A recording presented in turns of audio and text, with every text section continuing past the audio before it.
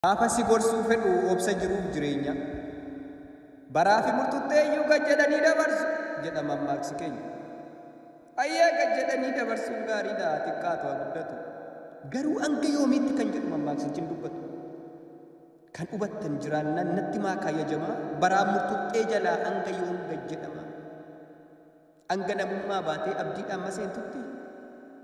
Hanga akka horii dallaa bayi jennaan gabbaatee seeni jennaan seentutti.